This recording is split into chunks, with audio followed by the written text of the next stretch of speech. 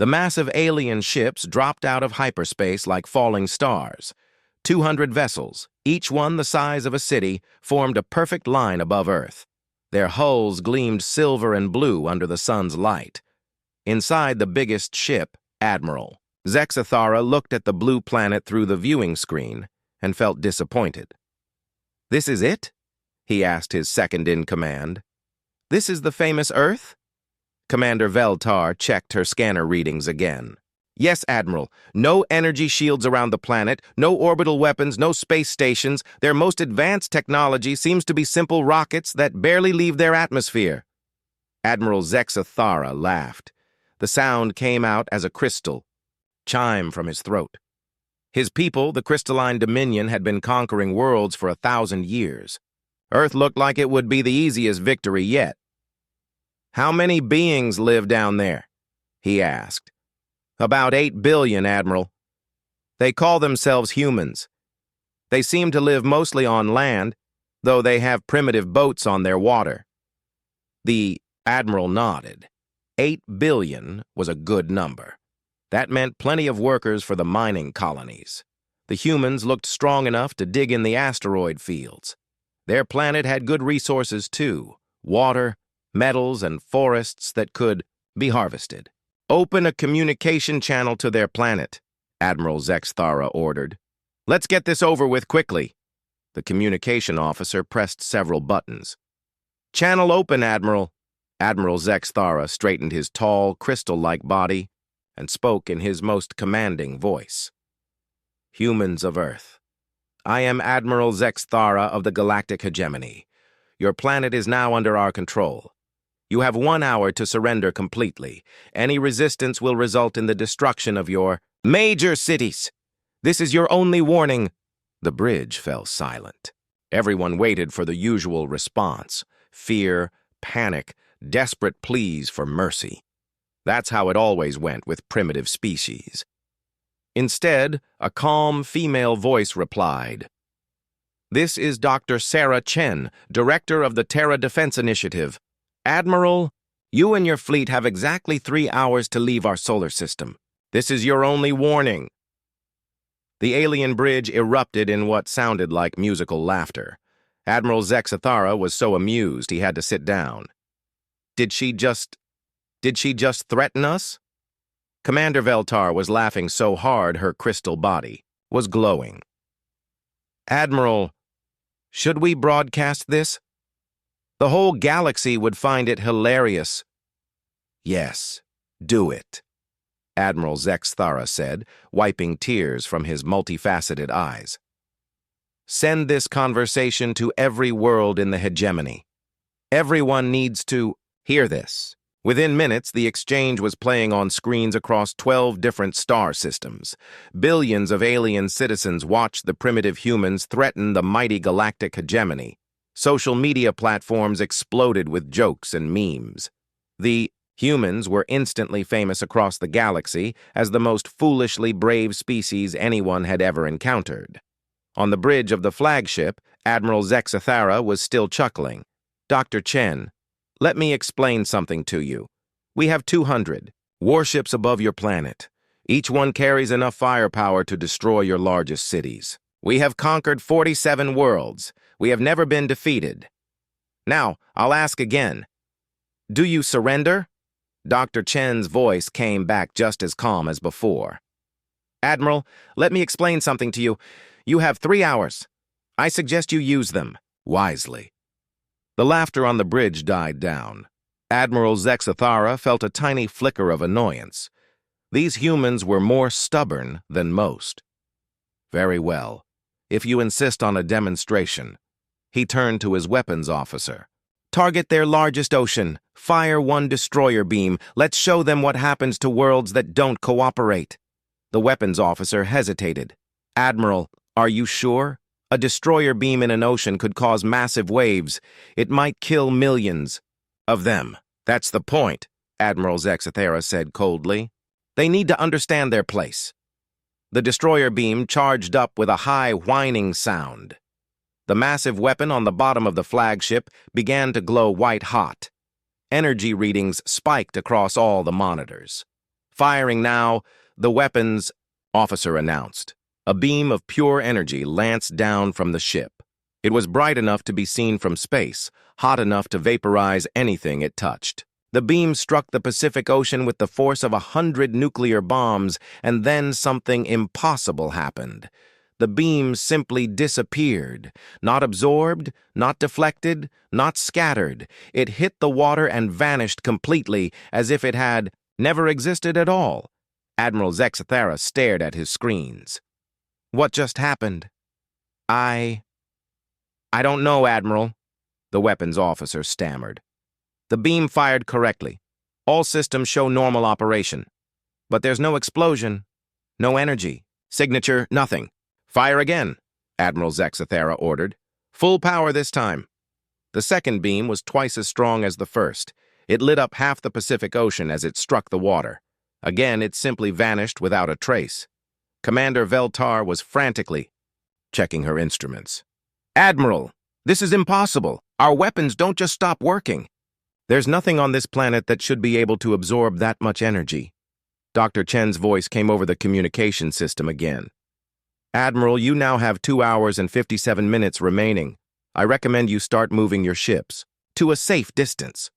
A safe distance from what? Admiral Zexathera shouted. You're primitives. You have no weapons that can threaten us. Perhaps, Dr. Chen replied.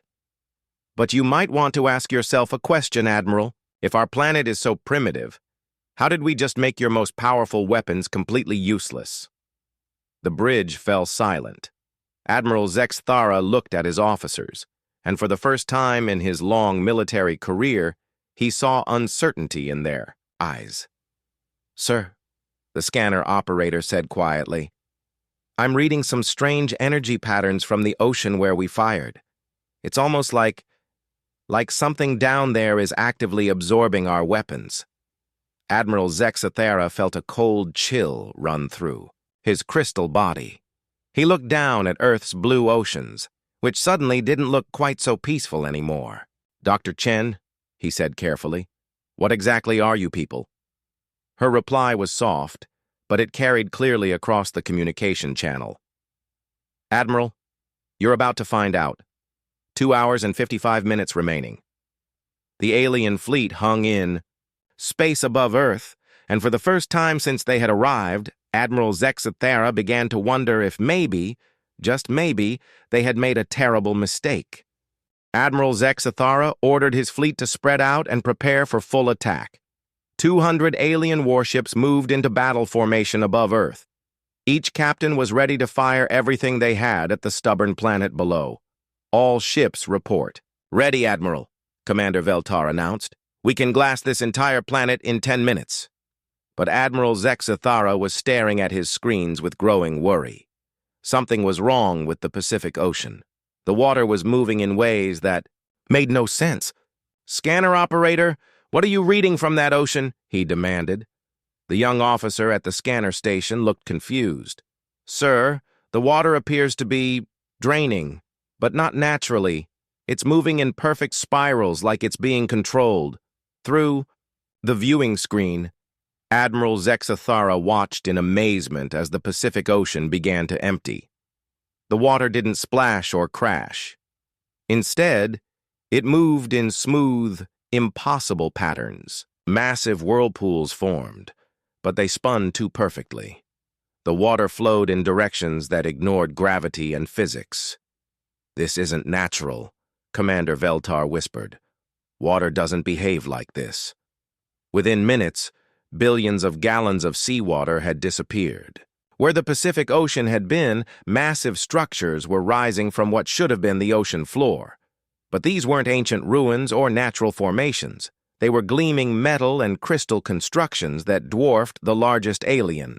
Ships, towers that reached toward space, platforms the size of entire cities.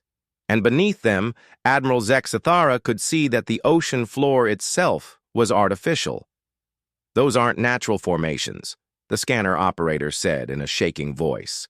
Sir, those are docking bays. Massive docking bays that go deeper than our scanners can reach. As if responding to his words, ships began to rise from the hidden depths. Not small vessels or primitive rockets, but warships that made the hegemony. Fleet looked like toys. Each one was 3 times larger than Admiral Zexathera's flagship. Their hulls were made of some dark material that seemed to bend light around it. "How many ships are coming up?" Admiral Zexathera asked, his voice barely a whisper. The scanner operator was frantically working his controls. "Sir, I'm reading... This can't be right. My scanners show thousands. No, tens of thousands. Wait." His face went pale. "Admiral, my readings show over 1 million ships rising from those bays." The alien bridge fell completely silent.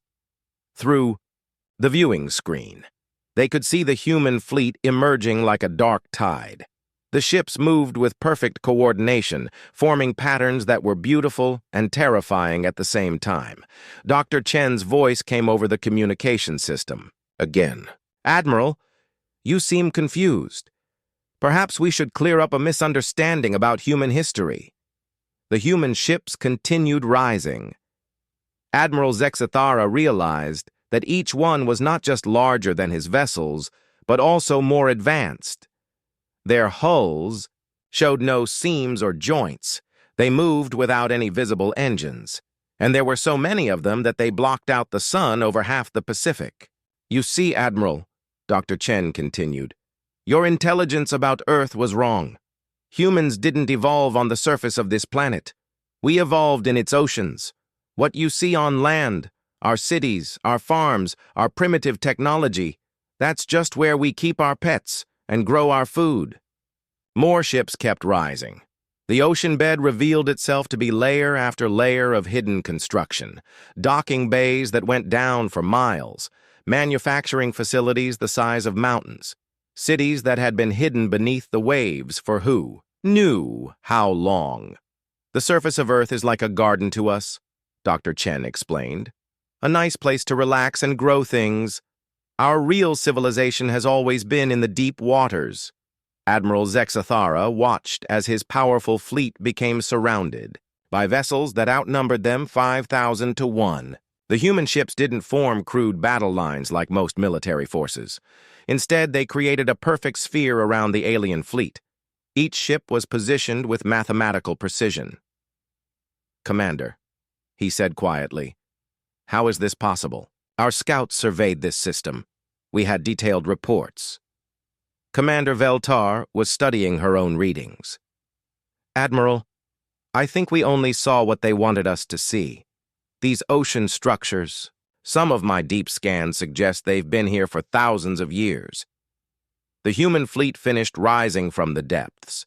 Each ship was sleek and dark, with smooth curves that looked more grown than built. They moved without making any sound, even in space, and they all carried weapons that Admiral Zexathara couldn't identify. "Dr. Chen," he said, trying to keep his voice steady, "how long have you been watching us?" Her laugh was soft but chilling. "Admiral, we've been watching your species since you first developed spaceflight. We've been watching all the species in this galaxy. We've been deciding which ones deserve to continue existing." Admiral Zexathara felt his crystal body go cold. "What do you mean, deciding? The galactic hegemony has conquered 47 worlds, correct?" Dr. Chen asked. "Tell me, Admiral, what happened to all those species you defeated? Where did they go?" Admiral Zexathara thought about it. Most conquered species were enslaved or relocated to work colonies. But some had simply vanished. His people had always assumed they had died out from disease or despair. "You evacuated them," he whispered. "You saved them." "Some of them," Dr. Chen confirmed. "The ones worth saving. The ones who showed potential for growth. We relocated them to better worlds, far from your reach. The ones who were just as cruel as you. Well, they learned that the galaxy has limits to its patience. The million human ships hung in space like a dark cloud. Admiral Zexathara realized that each one was probably more powerful than his entire fleet combined. Worse, He was beginning to understand that humanity had been manipulating galactic events for centuries. "How many worlds do you control?" he asked. "Every world with significant bodies of water," Dr. Chen replied. "We seeded the oceans and lakes of 10,000 planets over the past 3 millennia. We've been building, watching, and preparing." Admiral Zexithara looked at his fleet of 200 ships, surrounded by 1,000,000 vessels from a civilization that had been hiding in plain sight. His proud hegemony, which had thought itself the master of the galaxy, was just one small player in a game they hadn't even known existed. "What happens now?" he asked. Dr. Chen's voice carried a note of finality. "Now, Admiral, your species and all the others in your hegemony face judgment. We've been watching you for a very long time. We've seen how you treat weaker species. We've seen your cruelty, your greed, your endless wars." The human ships began to move, not toward the alien fleet, but away from Earth. Admiral Zexithara realized they were heading toward every inhabited system in the galaxy. "The time for watching is over," Dr. Chen said. "The time for judgment has begun." News of Earth's revelation spread across the galaxy faster than any message in recorded history. On 12 different homeworlds, emergency meetings were called. Military leaders who had been laughing at the primitive humans just hours before now stared at their screens in absolute terror. On Crystallia, the crystalline Dominion's capital world, High Commander Zarthul watched the broadcasts with growing horror. The images showed Earth's oceans draining away to reveal massive cities and shipyards. The human fleet rising from the depths was larger than every military force in the known galaxy combined. "How did our intelligence fail this badly?" Zarthul demanded from his war council. "We had spy ships watching Earth for 50 years. How did they miss a 1,000,000-ship fleet?" General Kexmar, the head of intelligence, was shaking so hard his crystal body was making musical sounds. "Sir, I think we didn't miss it. I think they made us see exactly what they wanted us to see. Every scan, every report, every observation, they controlled all of it." Meanwhile, Admiral Zexithara found his fleet completely surrounded by the human vessels. The alien ships couldn't move in any direction without hitting a human warship. But the humans weren't attacking. They were just waiting, floating in perfect silence. The silence was worse than any weapon. "Admiral," Commander Veltar whispered, "should we try to break through their formation?" Admiral Zexithara looked at the tactical display. His 200 ships were surrounded by a sphere of human vessels that stretched beyond his sensor's range. Each of his ships was outnumbered by thousands to one. "No," he said quietly. "I don't think they want to destroy us. If they did, we'd already be dead." On the planet Thuros, homeworld of the insectoid hive, Queen Zixara was having an emergency, meeting with her military minds. The insect-like beings buzzed nervously as they watched reports from across the galaxy. "The humans have been among us for thousands of years," the Queen said in her clicking voice. "Every water world we thought was uninhabited, every ocean planet, we dismissed as worthless. They were all watching us." "My Queen," General Tixor buzzed frantically. "If they've been watching us that long, they know everything. Our military plans, our weaknesses, our secret weapons. They know which worlds we've conquered and how we treat our slaves." Queen Zixara felt a chill run through her exoskeleton. The insectoid hive had enslaved 17 different species over the past 500 years. If the humans had been watching and judging, Dr. Chen's voice suddenly echoed across every communication system in the galaxy.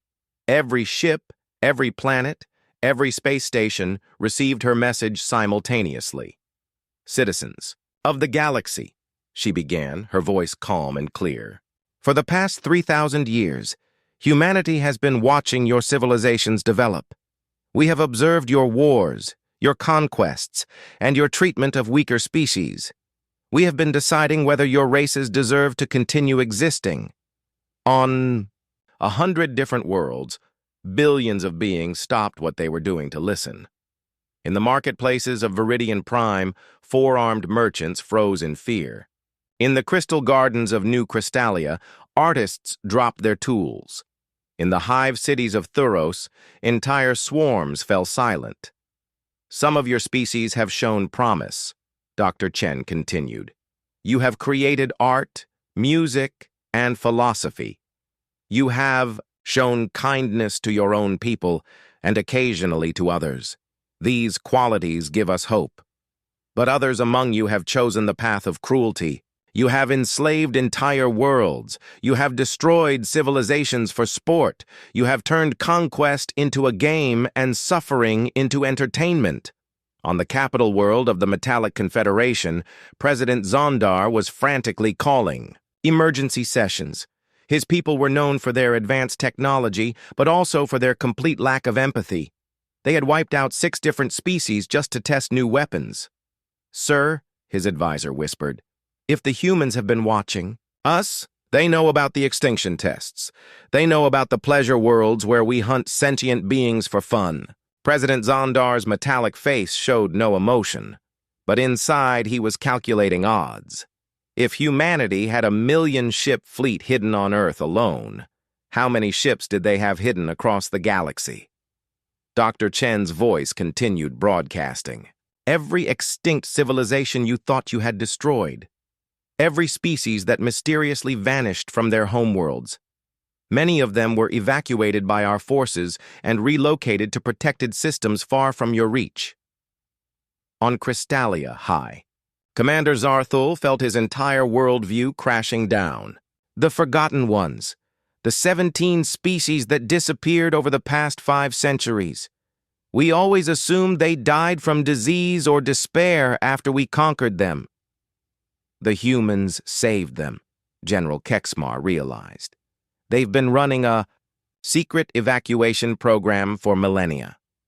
The broadcast continued. But now the time for hiding is over. We have watched enough. We have judged enough. Today, every member species of the galactic hegemony will face the consequences of their choices. Across the galaxy, human ships began appearing in orbit around every major world. They didn't come from space. They rose from the oceans, lakes, and seas of each planet.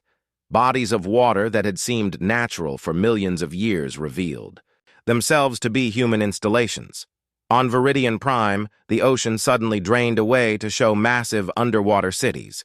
On Thuros, the planet's 3 major seas emptied to reveal shipyards that dwarfed anything the insects had built. On New Crystalia, even the small decorative lakes in the crystal gardens turned out to be human monitoring stations. How long have they been here? Queen Zixara buzzed in panic as she watched human ships rise from every body of water on her planet.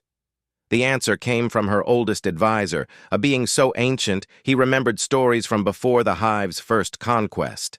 My queen, there are legends among the oldest castes. Stories of strange lights beneath the waters, of voices that came from the deep places. We always thought they were myths. Admiral Zexathara, still trapped near Earth, received a direct communication from Dr. Chen.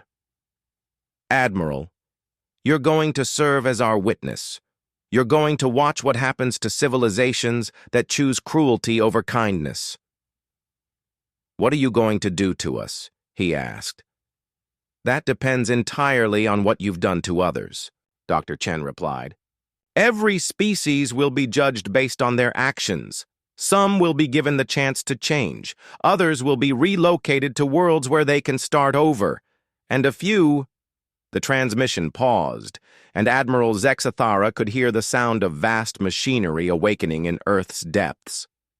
A few will discover that the universe has no patience left for unnecessary cruelty. Across the galaxy, 1 trillion beings looked up at their skies and saw human ships blocking out the stars. The oceans that had been peaceful and empty for thousands of years hummed with the power of awakening civilizations. The galaxy held its breath and waited to learn what judgment meant when it came from beings who controlled the waters of 10,000 worlds. The human fleet spread across the galaxy like a dark tide. At every major world, the same scene played out. Human ships rose from hidden ocean bases and formed perfect spheres around each planet. No government could resist. No military could fight back. The humans had too many ships, too much technology, and they knew everything about their enemies. On Viridian Prime, President Colvin of the Trade Federation received humanity's first judgment. The four-armed being sat in his golden palace, surrounded by wealth stolen from 100 conquered worlds.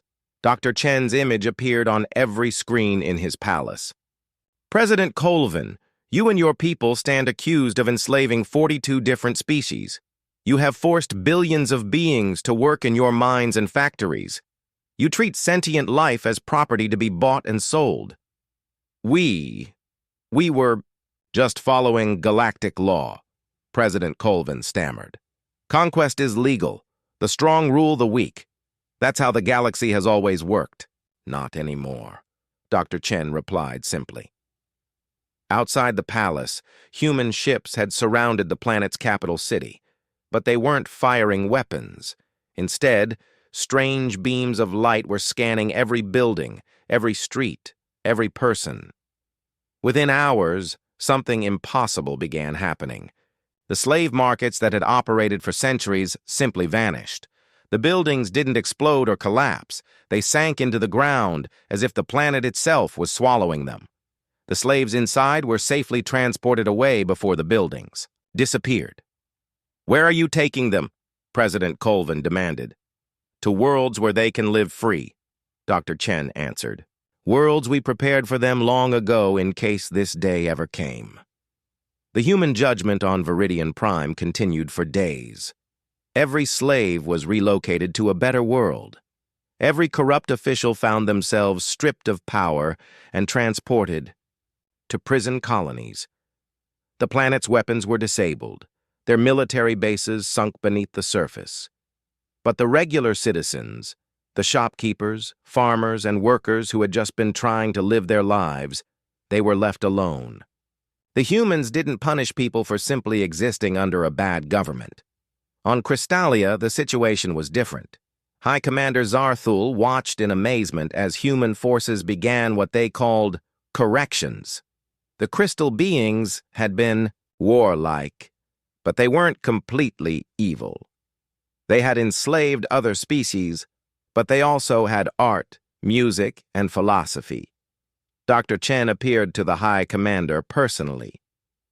Your people have potential, she said, but you've chosen the wrong path. We're going to help you find a better one. The humans didn't destroy Crystallia's government. Instead, they carefully removed the most corrupt leaders and replaced them with fair-minded individuals from the crystal population. Libraries full of war propaganda simply vanished, replaced by books about cooperation and peace. How are you doing this? High Commander Zarthul asked. How can you just make buildings disappear and replace them with others? Dr. Chen smiled. We've been preparing for this day for 3,000 years.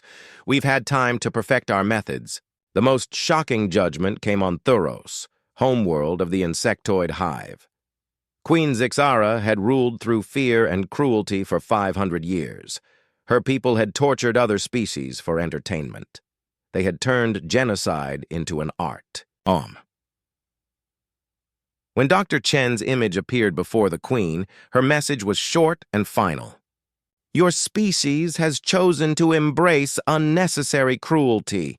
You have made suffering into a celebration. The galaxy has no place for such behavior. You can't destroy us. Queen Zixara buzzed frantically. We have billions of people. They're not all evil. No, Dr. Chen agreed. They're not. The innocent among your people are being relocated as we speak. The children, the artists, the philosophers, the ones who spoke against your cruelty, they're being taken to a world where they can build a better society. Queen Zixara watched through her palace windows as human ships carefully extracted certain individuals from the hive cities. They weren't taking everyone, only specific people who had shown kindness or had opposed the hive's worst practices. What? About the rest of us? the Queen asked. Dr. Chen's expression didn't change. You've had 500 years to choose a different path. You chose cruelty instead. The universe is cleaning house. The sky above Thuros began to change color. The human ships were doing something to the planet's atmosphere. Within hours, the change became clear. They were making the world uninhabitable. For the insectoid species, but only for them. The planet's other life forms, its plants and animals, were completely unaffected. Queen Zixara and her cruel followers found themselves slowly suffocating as the air changed around them. The most vicious members of their species simply fell asleep and never woke up. The planet remained beautiful and alive, but it was no longer suitable for the beings who had turned it into a center of galactic cruelty. Admiral Zexathara watched all of this from his position near Earth. His fleet was still surrounded, still, helpless, but the humans were letting them observe everything that happened. "Why are you showing me this?" he asked Dr. Chen during one of their conversations. "Because your people are next to be judged," she replied, "and I want you to understand what the choices are." "What choices? Change or disappear? Those are the only options left in this galaxy." The Crystalline Dominion's judgment was different from the others. Admiral Zexathara's people were warriors, but they had honor codes. They conquered other species, but they didn't torture them for fun. They were cruel, but not completely without mercy. Dr. Chen appeared to Admiral Zexathara with humanity's decision. "Your people will be given a chance to change, but the change must be real, not just words." "What do you mean?" "Every species your people enslaved will be freed and relocated. Your military will be reduced to a defense force only. Your government will be restructured to include representatives from every species in your territory.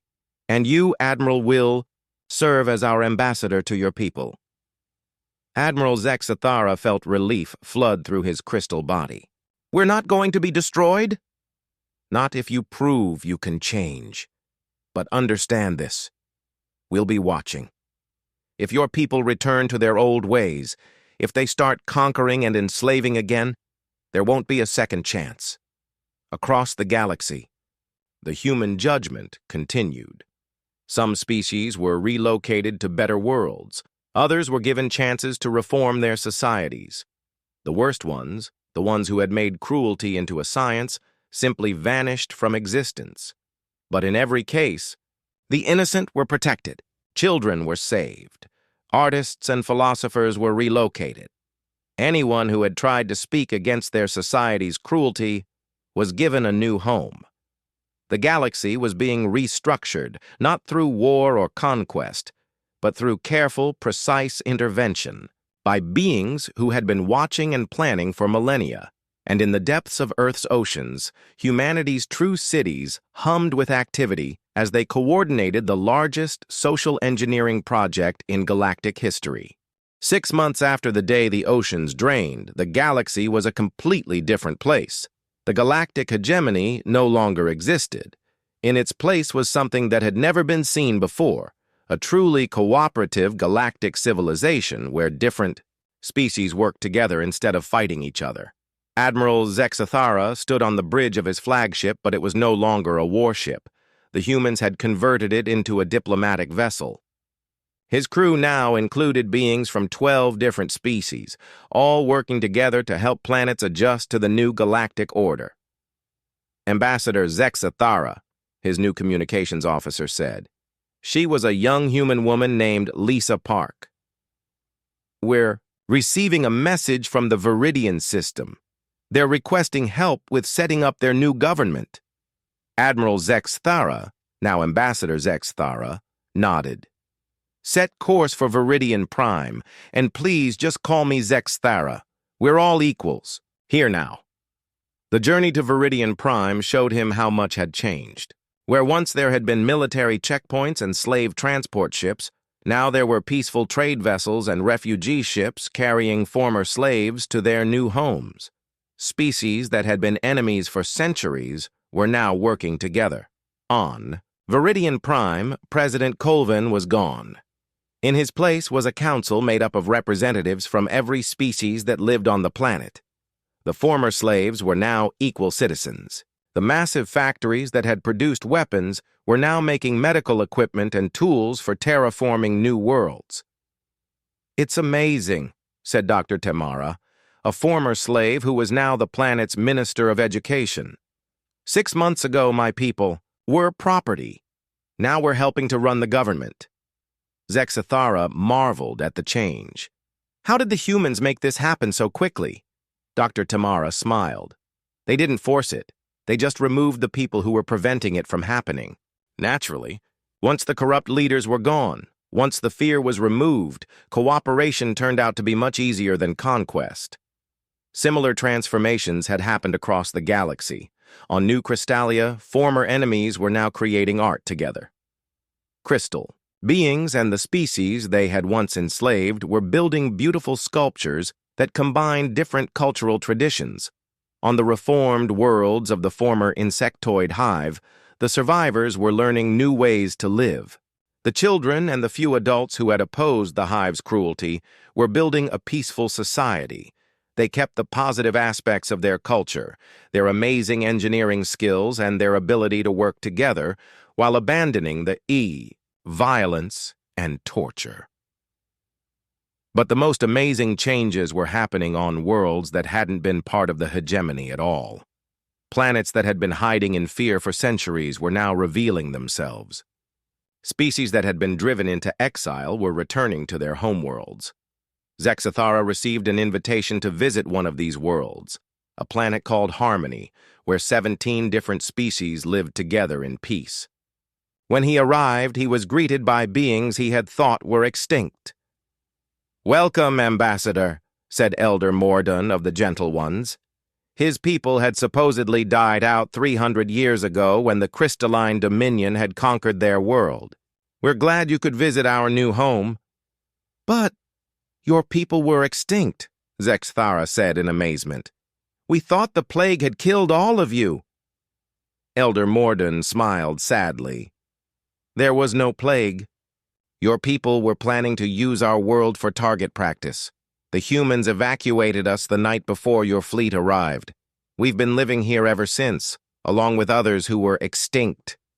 The tour of Harmony amazed Zexathara. 17. Species that had supposedly been destroyed over the centuries were all living together. They had combined their knowledge and skills to create a paradise world. Their cities floated above crystal forests. Their farms grew food that could nourish any species. Their libraries contained the collected wisdom of civilizations that the galaxy thought were lost forever. "How many worlds like this are there?" Zexathara asked. "Hundreds," Elder Mordun replied. "The humans have been saving us for millennia. Every time a species was threatened with extinction, they would quietly evacuate the survivors. They've been building a secret civilization of refugees and exiles." Dr. Chen appeared on Harmony during Zexathara's visit.